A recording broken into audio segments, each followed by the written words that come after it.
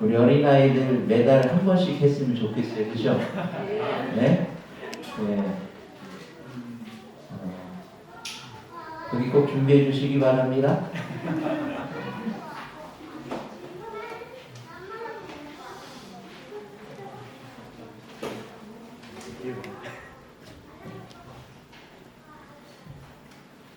이 시간 하나님께서 우리 가운데 함께 하시고 큰 역사를 임하여 주시기를 간절히 바랍니다.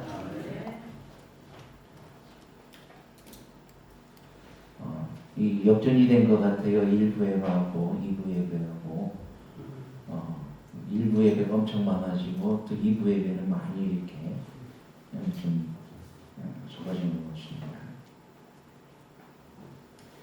오늘은 여러분과 함께 나는 하나님 앞에서 신실한가 라는 주제를 가지고 함께 은혜를 받고자 합니다. 하나님의 말씀 요한복음 요한일서 5장 11절부터 있는 것은 제가 천천히 공독합니다. 요한일서 5장 11절 또 증거는 이것이니 하나님이 우리에게 영생을 주신 것과 이 생명이 그의 아들 안에 있는 그것이니라. 아들이 있는 자에게는 생명이 있고 하나님의 아들이 없는 자에게는 생명이 없느니라. 내가 하나님의 아들의 이름을 믿는 너희에게 이것을 쓴 것은 너희로 하여금 너희에게 영생이 있음을 알게 하려 함이라. 아멘.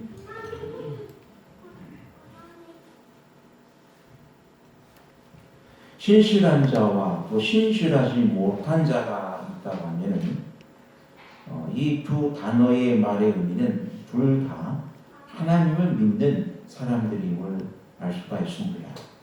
모두가 하나님을 믿는데 신실한 사람과 신실하지 못한 사람들이 있다는 얘기입니다. 성경에서 예수님의 비유 속에서도 알곡과 가라지의 비유에서도 보면은 이 밭은 세상이라고 했어요. 이 세상에서는 알곡과 가라지도 같이 자란다고 하는데 또 이 밭을 교회로도 표현한다고 그러십니다. 그래서 이 교회에도 알곡과 이 가라지가 같이 자라는데 이 가라지를 뽑을까요라고 하니까 예수님께서는 그냥 세상 끝날 때까지 추수 때까지 그냥 두어라고 하십니다. 왜냐하면은 그것을 가라지를 뽑다가 모두 다칠 수가 있어요. 알곡도 다칠 수가 있기 때문에 한 알곡도 다치면 안 되기 때문에 가라지는 가라지대로 그냥 그대로 내비둔다고 하십니다. 하지만 결국 알곡은 곳간에 모아놓고 가라지는 불에 태우는 그런 심판이 있음을 우리에게 말씀해 주십니다. 열처의 비유에서도 똑같이 이야기합니다. 신랑을 기다리는 사람들이 있습니다. 신랑을 기다린다는 것은 바로 우리 주 예수 그리스도의 재림을 기다리는 사람들입니다. 즉 이것은 다른 어떤 개신 교회도 아니고 바로 누구를 말해? 우리 교회를 말합니다. 우리 교회에 10처녀가 있는데 바른 슬기로운 처녀요, 바른 미련한 처녀. 거기 보면은 50%가 이 구원을 받아요. 그죠? 여러분, 우리 교회는 결코 50%만 구원받는 것이 아니라 다 100% 제 은혜 가운데 구원받게 되기를 주의 이름으로 축원합니다. 아멘.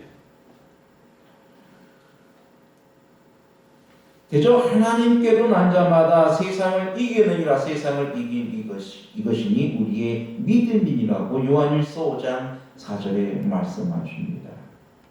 요한일서 5장 4절에 진실로 세상을 이김은 이것이니 우리의 믿음이니라.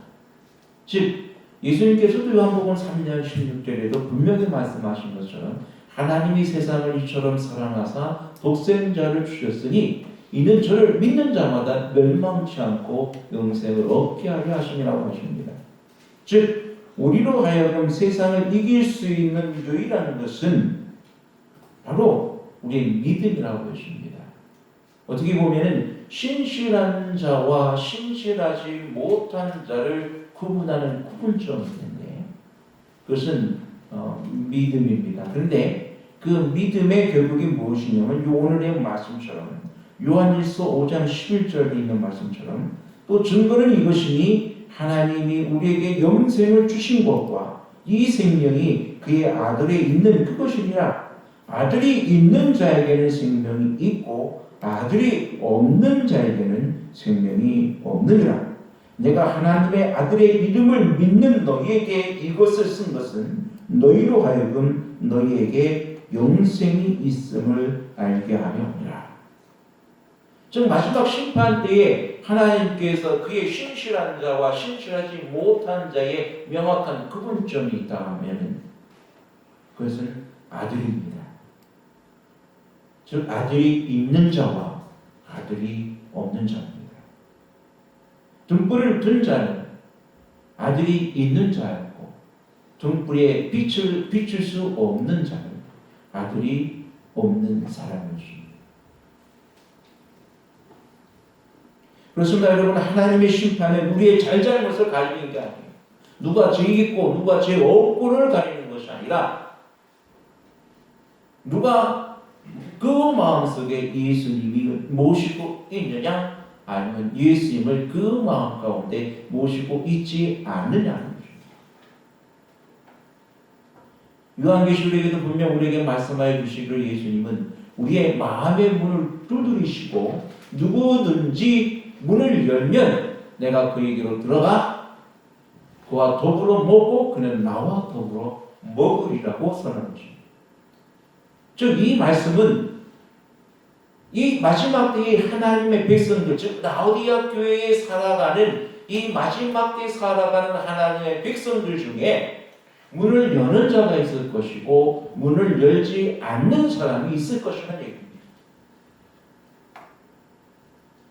하나님의 분명한 말씀을 듣고 하나님의 말씀에 따라 순종하며 살아가는데 처음에 따로까지 살아가는데 어떤 사람에게는 예수님이 계시고 어떤 사람에게는 예수님이 없답니다.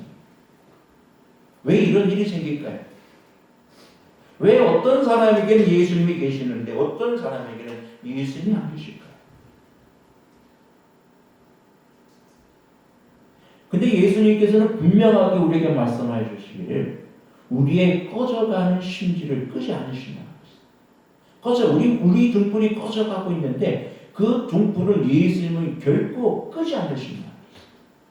그럼 만약에 그 등불이 꺼졌다는 얘기는 무엇을 의미합니까? 더 이상 내 안에 태울 수 있는 기름이 없는 거예요. 즉 예수님이 없는 거죠. 생명이 없는 거죠.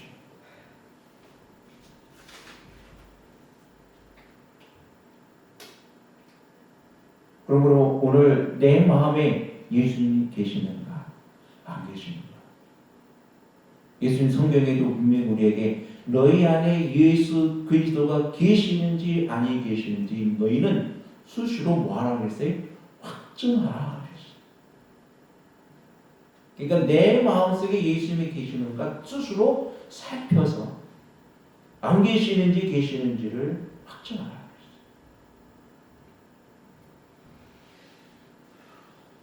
우리가 구원을 얻을 수 있는 가장 유일한 방법은 예수 그리스도십니다. 그래서 누구든지 그리스도를 믿는 사람이면 다 구원을 얻을 수가 있습니다. 이 구원을 얻는다는 것은 어떻게 보면 그리 어려운 것이 아니라고 생각합니다. 쉽죠, 그죠? 누구만 믿으면 돼? 예? 예수님 믿으면 돼, 그죠? 우리는 다 예수님 믿기 위해 지금 믿기 때문에 이 자리에 있습니다.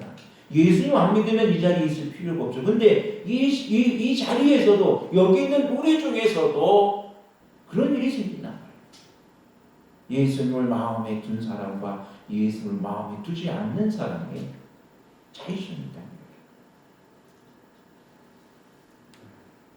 노홍수 때도 여러분 하나님을 섬기는 노아와 그의 가족만이 구원을 받았습니다. 하지만 누구든지 노아홍수 때에도 분명히 노아홍수 때에도 구원받는 건 어려운 일이 아니었어요. 하나님께서 비로소 세상을 심판하신다는 그 얘기만 믿고 어디에만 타면 됐어요? 방주에 타기만 하면 됐어요. 그게 그렇게 어려운 건 아니잖아요.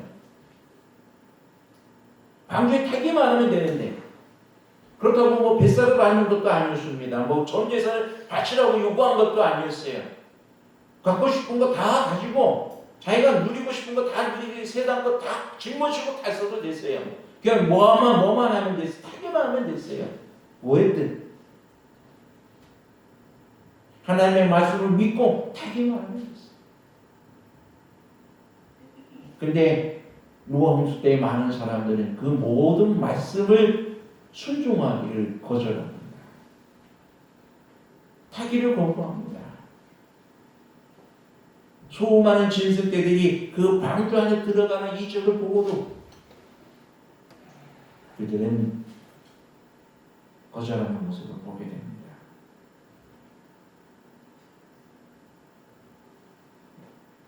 마지막 때에 이 땅에서 믿음을 보겠느냐고 하시죠.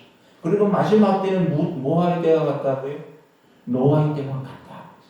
노아의 때와 같다고 하는 그만큼 사람들이 이 진리를 안다고 자부하는 사람들조차도 다 뭐하는 거예요? 누구의 명령 따르기를 거절해요? 하나님 명령 따르기를 거절해요. 여러분 노아 시대 때에 하나님에 대해서 몰랐을까요? 그 사람들이요? 노아 때에는 그들이 쫓겨난 에덴 동산이 그들 가운데 있었어요. 누가 1000년 동안 살았어요? 아담이 1000년 동안 살았어요.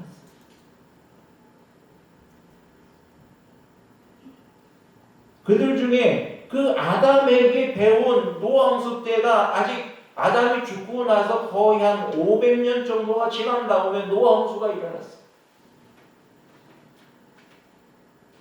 1000년 동안 살았던 그들의 생명이 그 이전에 그때 당시에도 그럼 그때에 살아가는 사람들 중에 아담을 다 못 봤을까요? 아니 다 누구를 봤어요? 거기 있는 사람들은 다 아담을 본 사람. 아마 500살이 안 된 사람들은 아담을 못 봤겠죠. 적어도 세상을 500-600년 이상 그때 900살까지 살았던 세대니까 절반 이상은 아담을 봤다는 거예요.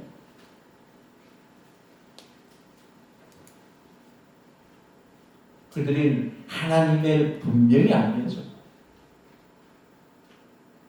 하나님을 떠난 삶을 살아가고 하나님의 말씀을 끝까지 거절하는 삶는 모습을 보입니다. 오늘 많은 사람들이 하나님을 분명히 알면서도 또 하나님께서 이 세상에 다시 오실 것을 분명히 알고 있으면서도 그들은 하나님의 말씀에 순종하지 않고 있다는 것입니다. 그들의 마음속에 누구 두기를 싫어해요? 하나님 두기를 싫어하는 것입니다.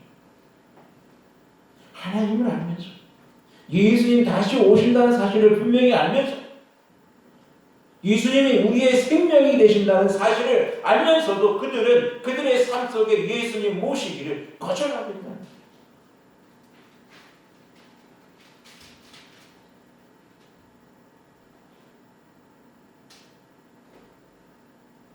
하나님의 백성들이 열천에 비유해서 보면은 하나님의 믿는 신실한 사람들이라든지 또 믿지 않는 어떤 그 불신실한 사람들이라든지 다 똑같이 졸며 잡니다.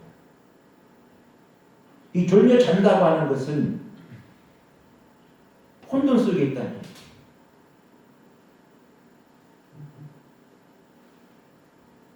세상에 어둠이 더 깊어져 가고 있습니다. 요즘 코로나 시대로 인하여 세상이 더 혼란스럽지 않습니까? 저 국가적인 정세를 봐도 참 너무 급박하게 돌아가고 있어요. 저 이스라엘 땅에 막 참사가 일어나고 그러죠. 또 세상 곳곳에 난리와 난리들이 소문들이 계속 일어납니다. 인도에는 또 지금 코로나로 인해서 또 수많은 사람들이 인도 또 이것 때문에 코로나 때문에 죽어가고 있고요. 또 우리나라도 사실 이 코로나 때문에 각박해져 가고 있습니다.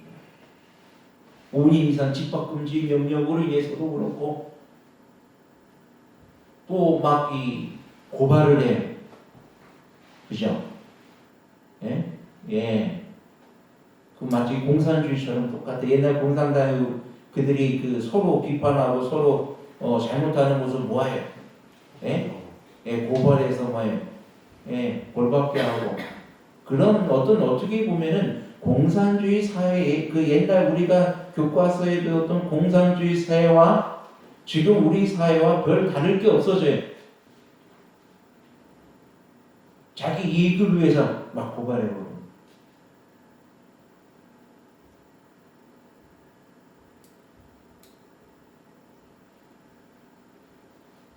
아가서에도 보면은 술람이 여인이 침실에서 왕이 준 옷을 벗어버리고 왕이 밤새도록 와서 달려와서 문을 두드리고 문 틈에 손을 들이밀고 있어도 문을 열어주지 않았어.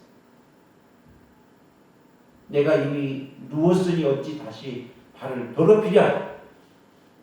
내가 이미 옷을 벗었으니 어찌 다시 옷을 입으랴 하면서 왕이 계속해서 문을 두드리고 있음에도 불구하고 그 여인은 문을 열어주지 않고 버티고 있다가 왕이 막 어떻게든 열려고 노력하고 하는 어떤 그런 소리를 듣고 나서 뒤늦게 문을 열었지만은 왕이 떠나고 없는 모습을 그가 꿈꾸는 거야.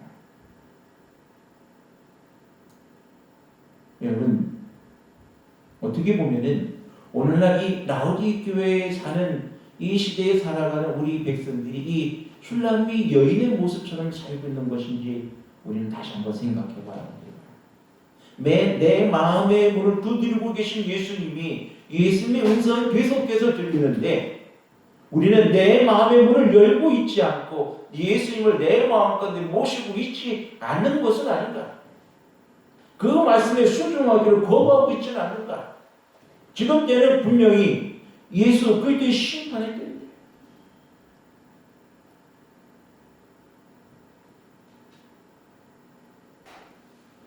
다니엘서 2장의 예언을 통해서도 보면은 금머리 그 다음에 팔과 금머리 팔과 그 다음에 가슴은 은이고 그리고 이 배와 넓적다리는 동이고 그 다음에 두 다리는 철이고 그 다음에 발가락은 철과 진흙이 섞인 한 큰 우상을 느부갓네살이 봤을 때에 또 그것이 뜨인 들로 인하여 무너져서 태산을 이루는 모습을 보고 그것을 해석하는 분명한 다니엘의 해석을 통해서 우리는 이 세상 역사를 보게 됩니다. 바벨론, 은나라는 메데 페르시아, 그 다음에 동나라는 그리스, 그 다음에 철나라는 로마, 철과 진흙은 오늘날 우리의 세계라는 사실을 우리는 분명히 알고 있고 마지막 뜨인 돌의 나라 어떤 나라입니까? 바로 우리 주님께서 이 땅에 다시 오셔서 세우실 영원한 나라임을 우리는 분명히 알고 있습니다.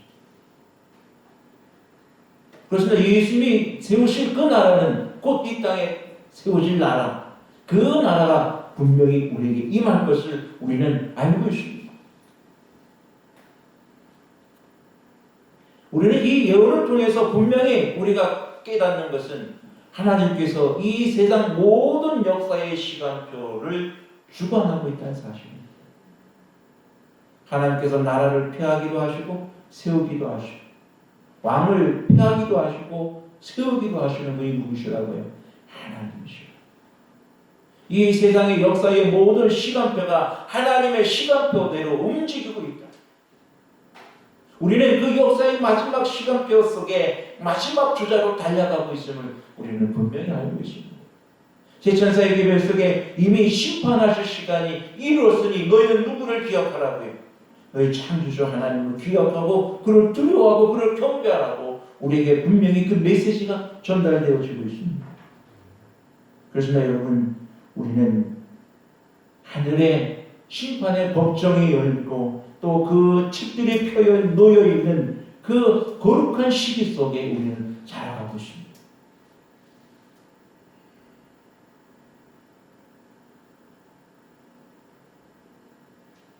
노아 홍수 때에 노아를 보호하셨던 것처럼 이 마지막 때에도 하나님께서는 그의 백성을 보호하십니다.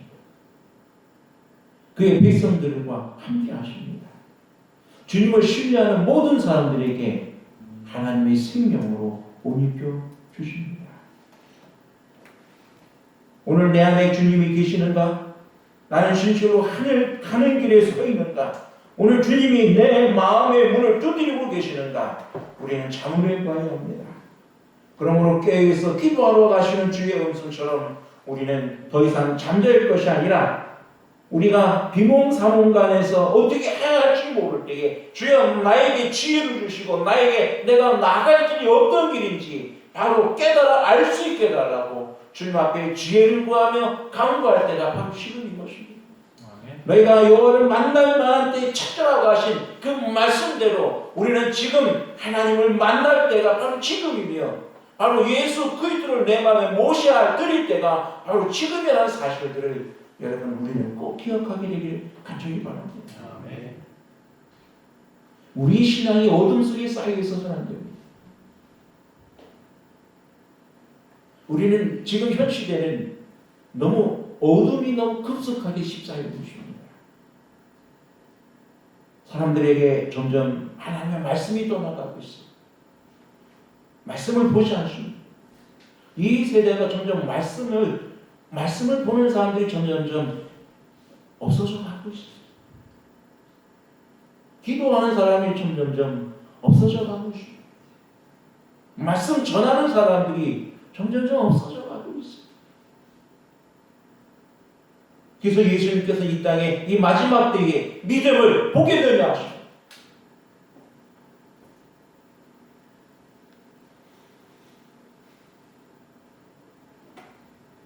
여러분, 우리가 할 수 있는 일이 있다면 깨어있어 기도하는 일입니다. 주님을 내 마음 가운데 모시는 것입니다. 깨어있어 기도한다는 그 사실은 내 마음의 문을 열어 주님을 내 마음 가운데 모시는 일이 바로 깨어있어 기도하는 일입니다. 주님께서 심판을 베푸시고 계십니다. 그것은 내 안에 주님을 모시고 있는지 아니면 아직도 내 마음 바깥에 예수님을 두고 있는지.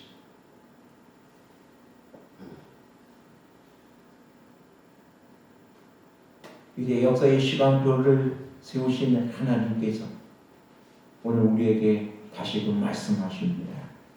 내가 진실로 속히 오리라 하십니다. 오늘 너희들은 너의 모든 삶 속에 나를 두라고 간청하고 계십니다. 여러분, 오늘 우리의 마음의 문을 여십시다. 진정 주님께서 이 어둠의 세상에 다시 한번 빛을 주시고 우리에게 새로운 희망을 주시고 저 하늘을 우리에게 보여주시지 않습니까? 우리 하나님께서 우리의 마음을 두드리십니다. 나와 더불어 먹고 마시고 나와 함께 있자고 우리를 초청하고 계십니다. 이제 이 심판의 때에 우리가 하나님의 참 신실한 자로 발견되기 위해서라도 우리는 우리 주 예수 그리스도를 내 마음의 구주로 온전히 모시어 드림을 통해서 하나님의 믿음의 백성, 주님을 사랑하는 백성으로 발견되어질 수 있게 되기를 주의 이름으로 축원합니다. 우리 하나님께서 우리와 함께하여 주십니다. 말씀을 드립니다.